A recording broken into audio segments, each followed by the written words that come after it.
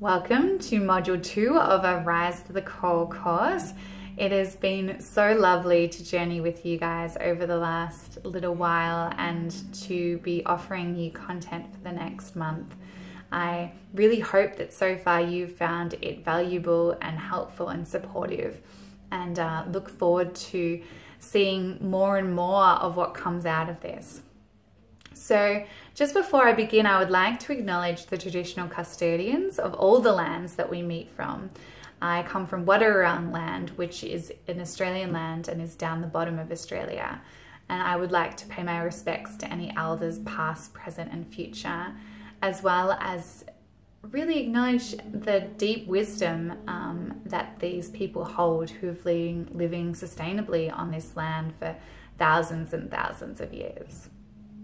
So last week we really concentrated on self in rising, understanding who are we, what are our unique strengths and roles that we can bring to this movement and to this time in the world, and also around opening up to what is our ecological self and how do we experience that in our day-to-day lives.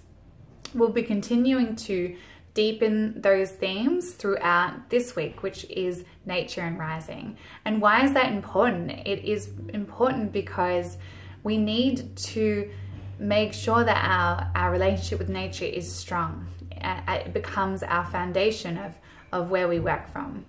And it is important for us to understand that we are part of nature and not separate to us. And when we are able to understand that we ourselves are nature, then we act from a different place. And it also allows us to really have a deep understanding of the world we live in and how it works and what part we play in it. And so this week we start by grounding in gratitude, and we do that because it is important, and Joanna Macy does it in her work as well. She starts with gratitude. And it's important because it shifts our perspective about how we view the world. It allows us to see the things in life that we might have taken for granted in an incredibly new light. It allows us to open up to the magic and the wondrous world that we live in and the complexity of this beautiful living organism.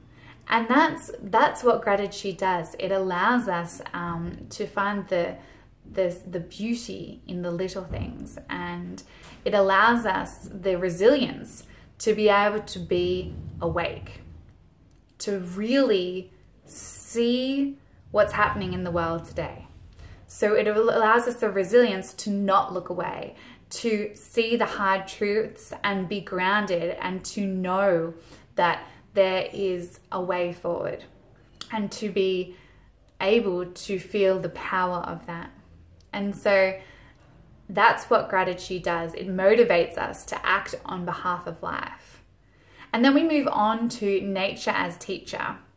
And that's where we look around at the world around us and see, what can I learn from you? Instead of being the ego self of, I am the wise, masterful one. It's a really humble way of looking around and saying, wow, this world, these creatures, these people, these ecosystems, what is it that I can learn from you? So nature as teacher, how does nature adopt that role? How do we allow it to have that role?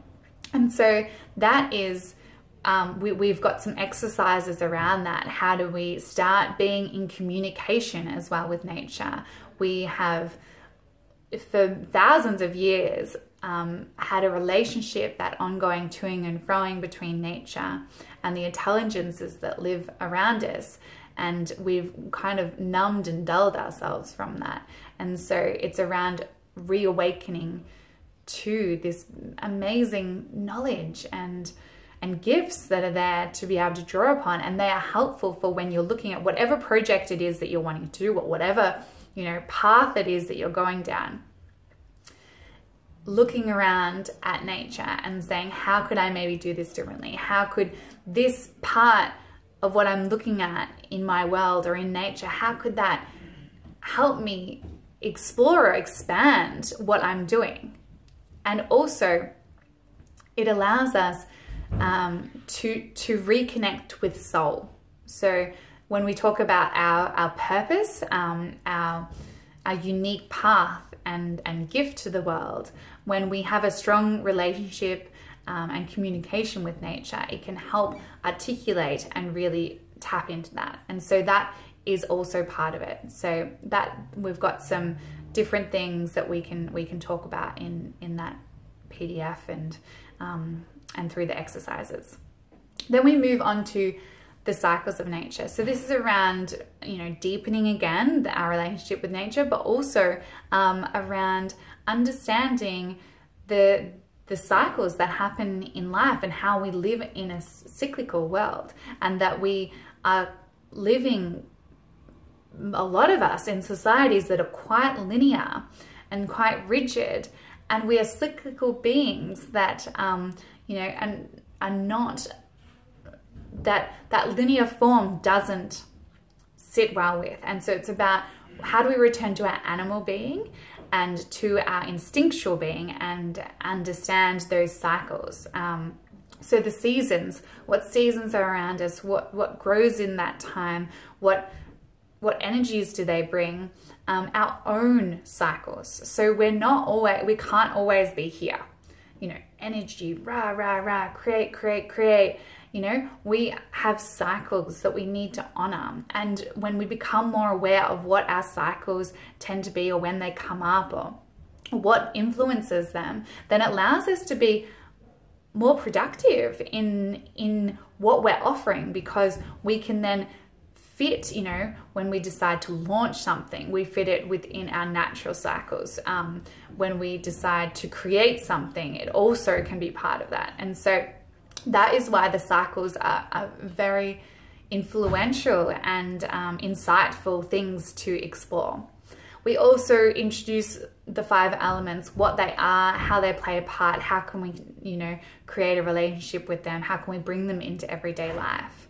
We also we also have offered some ritual, and that is around bringing a form to the formless. So bringing the sacred back into everyday life, bringing a ritual to remember. So for many cultures,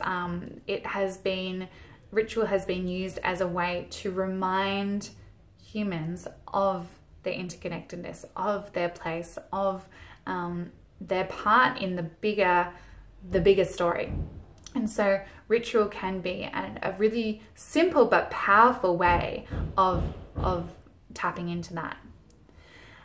And then we also explore and open up to the honoring the pain of the world. This is Joanna Macy's work, and it is a key part of her work that I have taken on board as a really important part of that I feel I need to play in the movement. And that is around allowing space for the emotions that come up when we do open up to our ecological self, when we do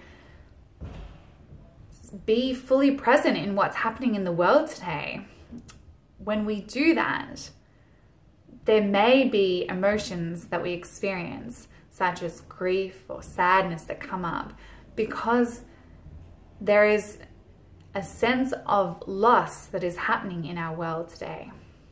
And it is around expressing, composting, and moving those emotions and allowing space for them. And you might be like, well, why? Why would we do that? And that's a fair enough question, because in our society, we've been very much encouraged to turn away and look away from those emotions, that they're not pretty, so we don't want to see them, and we don't want other people to be experiencing them, or at least like only for a short period of time, then like no more. But these emotions are really important to honor for multiple reasons. One is that they have a purpose. pain, fear, sadness, grief, they are emotions that have purposes. And when we feel into them and we express them and we allow space for them, we connect into our animalistic, our animal survival instinct that we have dampened, that we have tuned out because we have not allowed any space for those emotions. It alarms us to respond. It gives us the power to respond to the level that we need to. And that is so important at this time. We can't have dampened responses. We need powerful, real, emotive responses that have come from our animal instinctual alarm bell. And that is part of honoring the pain of the world. Another part is that when we numb grief and sadness, we also numb joy and love. Because you can't numb one without the other, because they are different sides of the same coin. And that's really important to acknowledge, because when we numb our grief, we then don't love as deeply. We're not as open and as powerful in what we, how we connect. And so when we do feel these emotions, we're allowed to understand that we can love so deeply, that how much our hearts can hold and how much there is compassion and beauty in this world. Joanna Macy always says that a heart that breaks open can hold the world in it. And I really believe that to be true.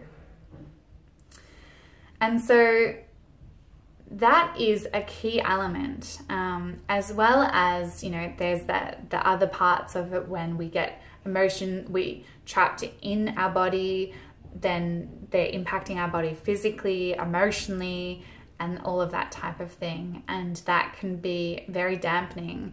And also when you're talking about activists, if we don't allow space for those emotions, higher burnout happens because we're not processing what's happening. We're not able to provide the appropriate spaces to be able to experience these things and to really process them. And so that is where honoring the pain of the world becomes a really key element of rising. And it sounds strange, but it is one of the most powerful things I've come across when we really feel it and open to it. It allows us to feel into the interconnectedness that we live in, that their pain is our pain, that my pain is your pain. It opens us up to how amazingly intertwined we all are, and it allows us to fall back in love, and we then protect what we love. We're emotional beings that protect what we love. And so that's one of the key elements of this module as well. And so that's what this week will be about. I really welcome you to find your own ways of doing it, adapt, challenge, any of the things that come up for you, but to really participate, because we need to have that relationship, and it allows us this amazing knowledge to rise, this amazing resilience to rise, and this amazing purpose to rise. And so that is what I welcome, and I thank you for listening to me. I'll see you next week.